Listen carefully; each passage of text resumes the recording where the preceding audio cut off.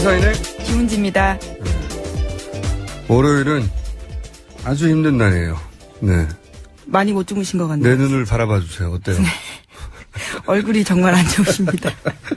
원래 내 얼굴은 안 좋아요. 안 좋은데 오늘 유난히 힘이 듭니다. 자, 주말에 쌓인 뉴스가 많아요. 네네. 빠르게 진행해볼까요? 네. 네, 박 대통령 쪽이 탄핵 심판 최종 변론을 3월 초로 연기해달라고 공식 요청했습니다.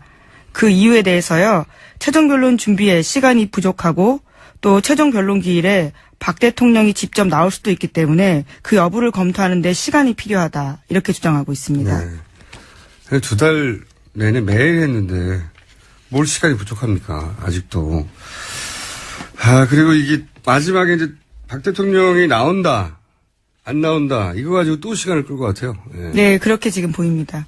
나온다고 해서 시간을 따로 잡으려고 했는데 이제 이런 이유를 댔거든요. 나오면 질문을 받지 않고 네, 혼자만 최후 변론 하겠다라는 거죠. 근데 그거 가지고 이제 조종하려고 한다고 하다가 마지막에 안 나올 거라고 해요. 그렇다면 안 나오겠다. 그러는 사이에 3월 13일은 지나가는 이런 전략 아니겠는가. 이게 이제 한 번만 이랬으면 모르겠는데 이 전략으로 거의 2달 내내 지내왔어요. 예, 네. 그렇죠. 예, 어떻게든 시간을 1월 말에 나온다는 이야기도 처음에 있었죠. 예, 1월 말에 나온다는 얘기가 지금은 3월 13일을 지나가느냐 마느냐로 바뀌었어요. 예, 성공한 거죠, 사실은. 지금까지의 전략은. 더 이상 이런 요청은 받아주면 안 된다고 보는데 헌재 입장에서 이제 기본적인 기계적 균형을 맞춰야 되니까 이거 어떻게 판단할지 모르겠습니다. 오늘 판단에 따라서는 결론이 나겠죠. 3월 13일 이전에 날지 안 날지. 자, 이것뿐만 아니라 이제 그 오프닝에서도 얘기했지만 원래 검찰 조사부터 성실히 받는다고 했어요. 네, 그렇죠. 검찰 조사 받겠다 하다가 나오지 않았었고요. 특검 조사도 받겠다고 했었는데. 벌써 석 달, 넉 달 가까이 전에 한 얘기예요. 네. 안 받지 않습니까? 네. 그동안. 아무리 받는다는 뉴스가 몇 번 나왔지만 절대 안 받잖아요. 네. 이 특검 대면 조사가 이제 나왔는데 이것도 안 받는다에 제가 500원 걸어서 이미 500원 땄고요. 네. 저희 PD가 모를 뿐 땄어요. 땄고, 특검 대면 조사 관련해서도 말들이 많죠, 여전히. 네, 그렇습니다. 박 대통령 대면 조사 안개 속이다, 이런 보도가 나오고 있는데요. 또 국민일보 보도에 따르면 청와대 쪽에서는 이런 요구를 했다고 합니다. 대면 조사 시간을 너무 길지 않게 해달라라는 건데요. 대통령의 신분과 나이, 건강 상태 등을 고려했을 때 오래 조사받는데 어려움이 있다, 이렇게 밝혔다고 합니다. 건강 상태는 좋으신 것 같은데. 네. 저기 청와대에도 그 시설물을 빼고 운동기구를 들였다고 하잖아요. 네. 그래서 운동하시는 분과 같이 청와대에 계시고. 네네. 윤전추 행장관요. 네. 건강은 좋으신 것 같은데 여하간 만약에 이제 특검에게 청와대 그 대변인단, 대통령 변호인단이 요청했다면 질문지를 미리 달라. 예. 돌발적인 질문에 답할 수 없다는 건 오랫동안 우리가 봐왔기 때문에 그런 걸 요구했을 가능성이 있고. 근데 사전 질문지를 주더라도 그걸 묻고 나서 답을 하는데 또 물어버리면 사전 질문지가 의미가 없잖아요. 그러니까 추가 질문을 제한한다든가, 조사 시간을 제한한다든가 이런 딜을 했겠죠. 네. 했어야 박근혜 대통령이 이때까지 우리가 파악한 능력과 부합하는 태도라고 부르는데 이걸 특검이 이제 받아들이기가 어렵겠죠. 네, 만약 그렇다면 사실 대면 조사가 아무 의미가 없습니다. 서면 조사해도 되거든요. 그러니까 요식행위. 예. 근데 이제 절대 받지 않는다였는데 저는 받을 가능성이 10% 정도는 이제 올라왔다 생각돼요. 왜냐하면 이게 이 조사까지 거부하는 것은 좀 부담이 되거든요. 이제 이재용 부회장 영장이 발부된 상황에서는 10% 정도는 있다 이제. 네, 그런데 특검 수사 마무리 기간이 연장해주지 않는다면 28일까지거든요. 네. 정말 얼마 안 남았습니다. 근데 물론 보통 때라면 어떻게든 밀어서 때우겠지만 계산을 한참 하겠죠. 잠깐이라도 받는 게 낫지 않겠느냐 이런 조건들을 받아들이면 특검이 받아들일 일은 없다고 생각하는데, 자, 10% 정도는 좀 올라갔다고 봐요. 제로에서. 다음 수는요? 네, 야 4당 원내대표가 어제 황교안 권한대행에게 특검 수사기간 연장을 촉구했습니다. 결정 시한은 내일까지 해달라라는 겁니다. 요 사안은 저희가 최종 변론 헌재 관련 그리고 연장 사안은 저희 각각 중요한 사안이라 잠시 후에 박범계 의원과 노회찬 원내대표 연결해서 자세히 들어보기로 하고, 자, 다음 뉴스는요? 네, 특검팀이 어제 우병우 전 수석을 직권남용 권리행사 방해 등 혐의로 구속영장을 청구했습니다. 원래 언론에서는 뭐 한 2, 3일 있다가 할 것처럼 했는데 당일날 바로. 네, 전격적으로 엄청나네. 바로 했습니다. 이렇게 빨리 했다는 건 영장 준비를 다 끝낸 다음에 불렀다는 얘기죠. 그렇죠. 예, 네. 다 맞춰놓고 마지막으로 불렀던 거죠. 예, 다 썼다라는 거죠, 이미. 예, 예. 써놓고 부른 거죠. 자, 사실상 남아있는 주요 인물 중에 유일하죠. 네, 지금, 우전 수석이요. 네. 예. 물론 박근혜 대통령을 제외하고는 관련 주변 인물들 중에 구속될 거라고 예상했던 분들 중에 남아있는 유일한 분입니다. 우병우 교수. 네. 근데 이제 수사가 제일 진척이 안 됐던 사람이었는데 이제 영장은 청구됐어요. 예, 청구됐는데 어떤 내용들로 청구됐는지 거기 보강된 증거 이런 관련 뉴스도 많이 있죠. 네, 그 뉴스들이 좀 나오고 있는데요. TV조선 보도에 따르면 특검이 최순실 씨에게 건네진 청와대 민정수석실 인사자료를 다수 확보했다라는 보도가 나오고 있습니다. 이 자료에는 현 경찰청장인 당시 이철성 경찰청 차장에 대한 정보도 있고요. 또 민간인 우리은행장 후보자에 대한 인사검증 내용도 있다고 합니다. 이게 그러니까 이제 이철성 경찰청 차장이나 우리은행 후보자들의 인사검증을 민정수석실에서 할 수는 있어요. 예. 그렇죠. 예. 예. 하는 일이고 할 수는 있는데 그 자료가 최순실에게 건네졌고 첫 번째. 네네. 그 다음에 거꾸로 최순실 씨가 자필로 쓴 포스트잇과 함께 그 자료를 다시 민정수석실로 보냈다는 거 아닙니까? 네, 그건 또 중앙선대의 보도입니다. 각각 두 가지 예, 보도죠, 이게. 예, 이게 예. 헷갈리는데, 하나는 민정수석실에서 자료가 왔다는 보도하고, 예. 또 하나는 포스트잇이 붙여서 그 자료가 민정수석실로 도로 갔다는 얘기가 있어요. 예, 보내라라는 최 씨의 지시가 있었다라는 네. 거죠. 근데 이게 그렇다는 얘기는 이제 그 보낸 자료에는 뭔가 메모가 담겨 있었겠죠. 이 사람은 된다, 안 된다. 최순실 씨가 민정수석실의 자료를 받을 일도 없고, 더욱 나쁜 것은 받은 것을 이런저런 포스트잇을 붙이고 메모를 해서 되돌려 보냈다는 거죠. 네네. 대통령이었다는 얘기지. 네. 사실은 이 사람 안 돼. 민정수석실이 최종이 아니고 최순실이 최종이었다는 거죠. 예. 그런 걸 드러내는 정황인데 이렇게 보강됐겠죠. 예. 네, 장시호 씨가 제보한 내용이라고 합니다. 장시호 씨는 이제 되돌려 보내는 거를 알려준 것이고. 예, 그렇죠. 예. 그러니까 이게 두 가지 뉴스예요. 헷갈리는데. 왔다 갔다는 얘기입니다. 네. 예. 자, 다음 뉴스는요. 관련된 최순실. 네네. 우전 수석 장모가요.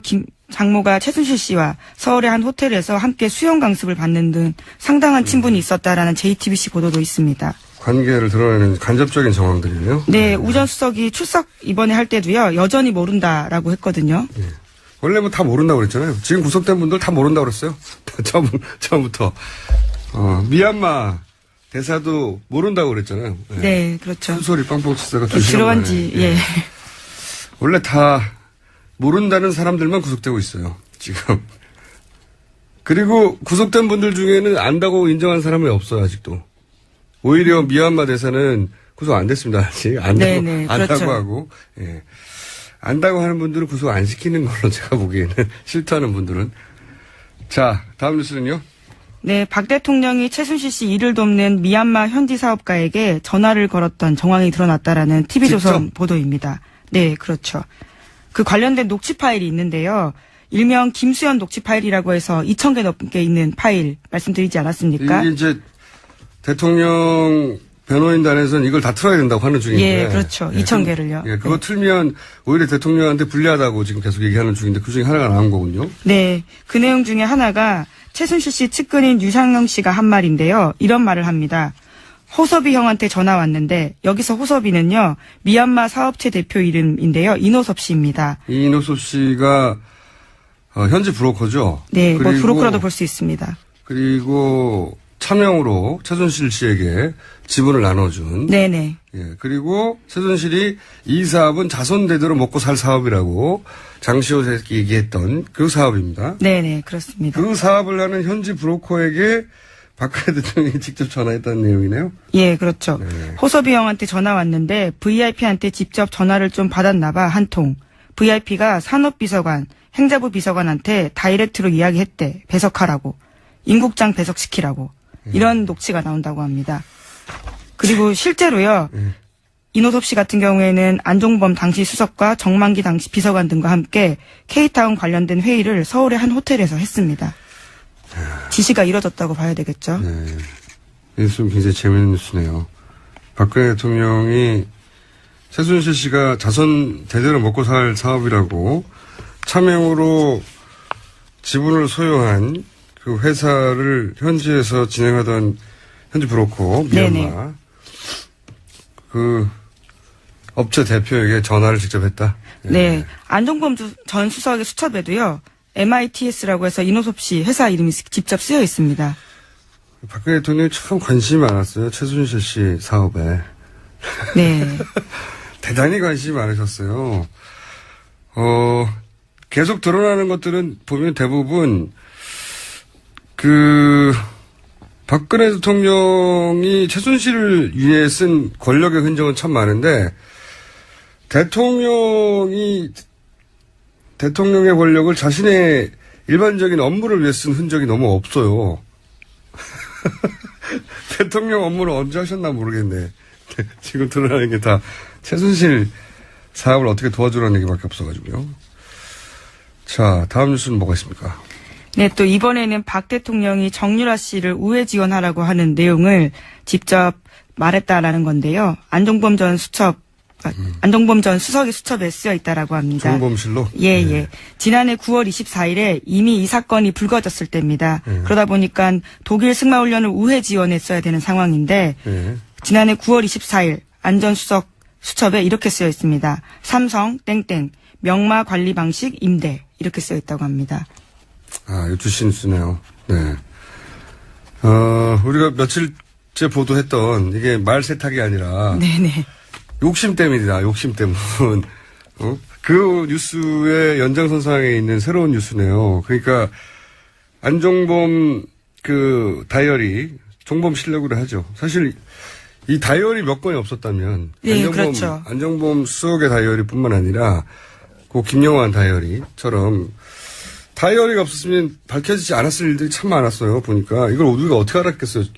청와대 안에 자기들끼리 대화했는데. 근데 거기 보면은 명마 관리 방식을 이제 바꾸라는 뉘앙스 얘기인 것 같은데, 왜냐면은 9월 24일이라는 때가 언제냐면 당시가 요 관련 뉴스를 제일 처음 보도한 것은 경향입니다. 네, 그렇죠. 요 사안은 경향에 계속 특종을 하고 있는 보도인데, 그때 이제 최순실 씨 그 독일 말을 삼성이 지원한다. 이 보도를 처음 했을 당시에요. 네, 바로 전날 했었습니다. 네, 9월 23일. 예. 그러니까요. 이게 이제 소위 게이트가 터지는 초반에 삼성이 최순실 씨의 딸 정유라에게 말을 사준 정황이 있다. 이 보도가 처음으로 나온 거예요. 경향이 쭉 이 보도는 계속 특종을 하고 있는데, 그런 다음날 임대인데 변화를 관리 방식을 바꿔야 되는 게 아니냐 하는 메모인 것 같아요. 보니까 짧게만 썼지만, 왜냐하면 그때까지만 실제로 임대였거든요. 계속 얘기했지만 네. 최순실 씨가 불만을 가졌던 게 이 비타나라는 말의 패스포트, 말에도 네. 패스포트가 있습니다. 말의 이 신분증이죠. 신분증의 소유주가 삼성전자로 되어 있는 예, 거 보고 그렇죠. 화를 냈다고 했잖아요. 그러니까 이제 임대 방식인데 임대 방식 바꾸라 이거죠. 제가 보기에는 이때 야 이거 들켰어 바꿔. 이 말도 있지만 임대면 문제가 있는 거 아니야? 이 말도 들어있는 거죠. 왜냐면은 삼성 관리 방식이 문제다. 임대라서 들킨 건 아니잖아요. 그죠? 그렇죠. 그래서 그때 제가 보기에는 그 소위 임대 방식을 바꾸는 계획을 그때 세운 것 같아요. 네, 그때. 왜냐하면 이 메모가 있은 직후에 3-4일 후에 삼성전자 박상진 사장. 네, 그렇습니다. 최순실 씨를 만나러 간단 말이죠. 네, 독일로요. 네. 네. 그래서 그 말세태고로 유명해진 블라드미르 네. 말을 계약을 하는데 방식을 바꿨죠. 첫 두 마디 말은 소유는 삼성전자고 방식은 임대. 그리고 계약의 대상은 비텍. 비덱이요, 야, 비덱. 야. 예. 예. 잘못했어. 예. 비덱. 비덱 스포츠입니다. 비덱 스포츠는 최순실 정유라가 100% 소유한 회사입니다. 독일 회사요. 예. 예. 독일에 있는 본인들이 세운 회사죠. 그 회사와 삼성전자 계약을 하는 이런 방식을 취했잖아요. 임대해주고 계약은 비덱하고 하고 비덱의 컨설팅 계약을 맺어서 그렇죠. 비덱에 돈을 예. 꽂아주고 새로운 방식은 뭐냐면 비덱이 빠져요. 비덱이 빠져버리고 비덱은 들켰으니까 이미 말 중개상에 등장하는 거죠. 예. 헬그란트? 예, 독일, 덴마크 사람입니다. 덴마크. 예, 예. 이 양반하고 삼성이 직접 계약을 하는 거죠. 예, 예. 250억대 계약을 맺었대요. 네. 그리고 2020년 동계올림픽까지 돈을 미리 준 겁니다. 계약의 형식을. 이 헬스 그란트에게. 그리고 그로부터 최순실은 특혜를 받는 거죠. 헬스 그란트에서 이 말을 사는데 엄청 싸게 사는 거죠. 네네. 네. 그 빚 하나를 주고 차익만큼만 해서. 그렇게 이제 3쿠션으로 말을 넘긴 이 방식의 변화를 이 다이어리에 이 말 들킨 다음날 등장하는 거죠. 그렇죠. 관리 방식이 임대인데 이거 변화를 시켜 문제네. 그러니까 대통령은 최순실 씨가 국정의 최우선 과제였어요. 보니까 최우선 과제예요. 등장만 하면 최순실 씨가 문제가 등장하면 다 해결해주고. 참. 다음 순요? 네, 김정남 피살 사건의 유력한 용의자로 북한 국적인 리정철 씨가 체포됐습니다. 또 주요 남성 용의자가요, 모두 북한 국적자로 확인됐습니다. 그럼에도 말레이시아 당국은 북배후설에는 여전히 신중한 태도인데요. 특수훈련을 받은 북한 전문 요원의 범행으로 보기에는 악의가 맞지 않다라는 대목이 적지 않다고 한겨레 신문도 지적하고 있습니다. 악의가 아니고 악의. 악의, 예, 예. 처음부터 이게 굉장히 부자연스러운 예, 예. 뉴스라고 했는데, 명백히 북한임을 스스로 천명하거나 IS는 보통 그렇게 하죠. 혹은 아예 북한인 줄 모르게 하거나, 예? 보통은 둘 중에 하나인데 이런 사건의 경우에는 이게 이제 은밀한 암살인 척 하면서 들킬 수밖에 없는 단서를 다 남기고 있는, 대체 왜 이러는 건지 모르겠는 부자연스러운 만발 사건이에요. 제가 보기에는 처음부터 맨 처음에 여성들이 택시 타고 도망가는 것도 이상하다고 했는데, 그래서 이 여성들이 아마도 상대가 김정남인 것조차도 모를 거다고, 근데 그렇게 밝혀지고 있죠. 했었는데, 또 이상한 거는 이 스파이인데 다 자기 여권으로 네. 다 출입기 기록을 다 남기면서 4명이 막 단체로 움직여요. 만약에 훈련된 스파이면 가짜 여권 정도는 쉬운 일인데, 그리고 그 여성이 체포된 후에도 그 중에 한 사람은 집에 있어요, 그냥. 말레이시아 집에. 너무 이상하지 않습니까?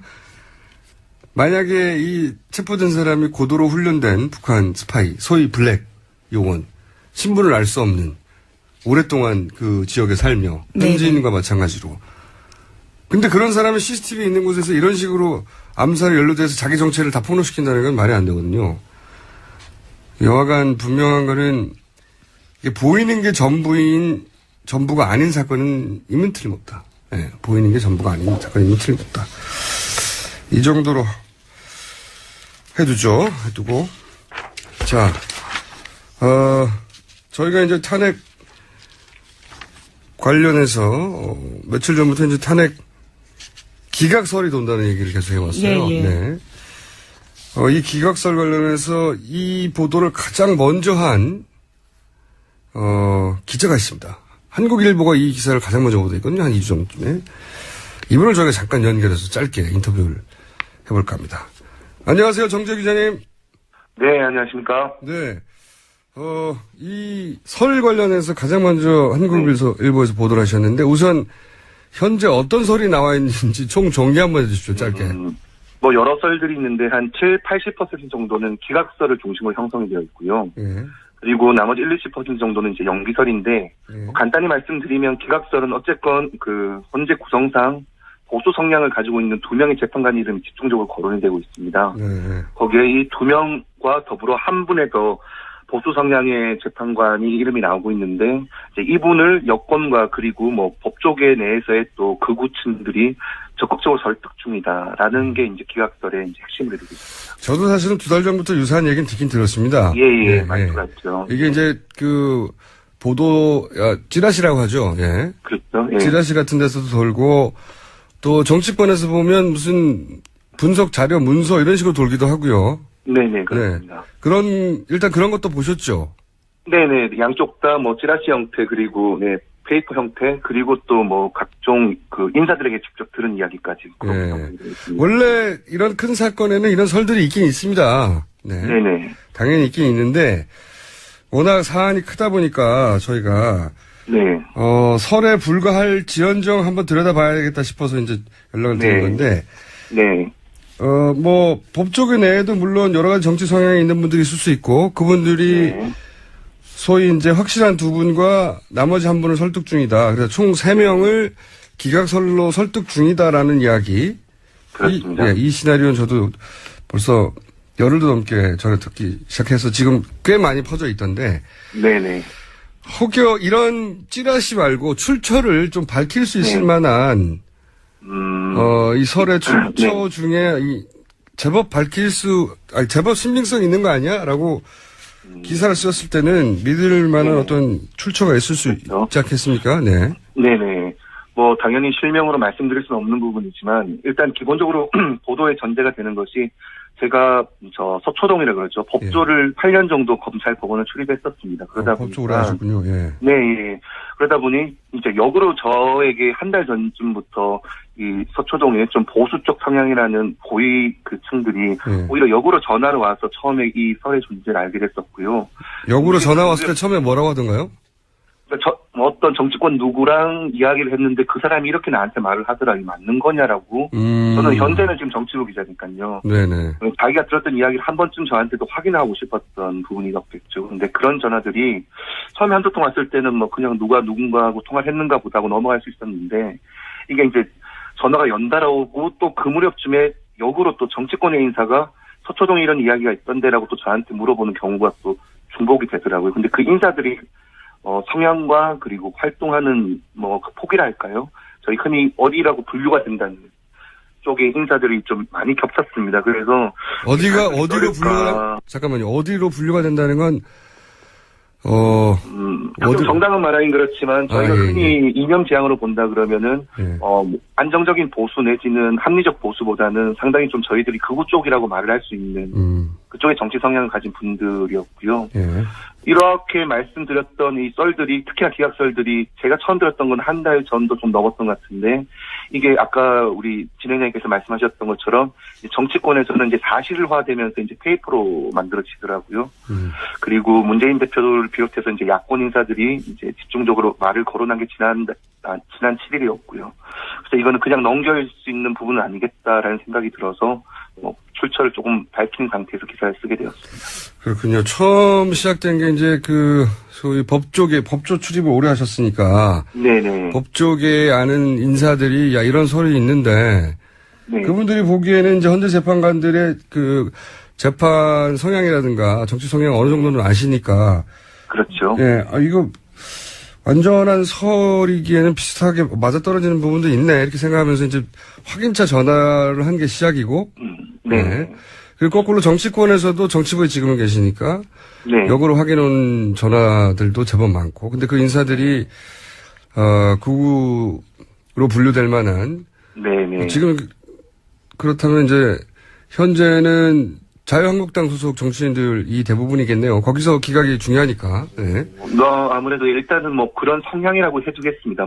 특정을 하기는 좀. 알겠습니다. 난감한 부분이죠. 근데 이제 그분들, 법조계에 있는 분들이나 정치, 파트에 있는 분들이 이게 초선이라든가 아니면 법조계에 하루 이틀 있었던 분들이 아니라서 점점 보도할 만한 내용이다라고 생각하신 거군요. 예. 예. 그런데 중요한 거는 그냥 보도할 만한 내용이라는 것도 있지만 이 안에 좀 잘못된 부분들이 저는 계속 느껴졌고 확인이 돼서 좀 아니란, 그러니까 이 제목을 제가 썼을 때도 난무라는 표현을 썼는데 네. 이게 뭐냐 그러면 썰이 만약에 제가 취재를 했을 때 맞는 이야기라 그런다면 썰이라는 거를 기사에다 쓸 리가 없죠. 그렇죠. 뭐 나는 예. 좀 있는 듯이 기사의 제목을 썼겠지만 저는 이게 이 썰이라는 것이 상당히 의도의 바탕으로 한 각자 믿는 것들을 서로의 프레임 안에서 내가 법조인한테 물어봤는데 맞다더라. 법조인은 내가 정치부인한테 물어봤는데 이런 게 진짜 진행된다더라 하면서 서로의 의견이 서로의 통화 내지는 그런 것들 통해서 확인이 된 것처럼 퍼지는 게 특징이더라고요. 그래서 이거는 이런 식으로 그냥 헛소리라고 흘러가기보다 경각심이나 내지는 아니라는 쪽의 내용을 한번 써줘야겠다는 취지로. 알겠습니다. 오히려 이제 법 쪽에 취재하고 정치부에 있다 보니 이게 기정사실, 실제인 것처럼 흘러나가기 때문에. 네네. 그렇지 않은 면이 많다라는 얘기를 한번 짚어주시고 싶었던 거군요. 네네, 그렇습니다. 네. 알겠습니다. 그럼에도 불구하고 이 썰은 계속 추적을 해봐야 될 필요가 있긴 있는 것 같습니다. 의도적으로 누가 흘렸던 아니면 일부라도 근거가 있던 간에 추가 취재를 좀 해주시고 저희도 오늘은 여기까지 간단하게 그런 썰이 있었다는 것만 짚고요. 네. 추가 취재를 하시면 또 한번 연결하겠습니다. 네, 열심히 취재하고 있겠습니다. 알겠습니다. 감사합니다. 네, 고맙습니다. 지금까지 한국일보의 정재호 기자였습니다. 자, 시간이 다 돼버렸어요. 네네. 한두 가지 준비하신 것도 있는 걸로 아는데 내일 하기로 하죠. 네, 알겠습니다. 네.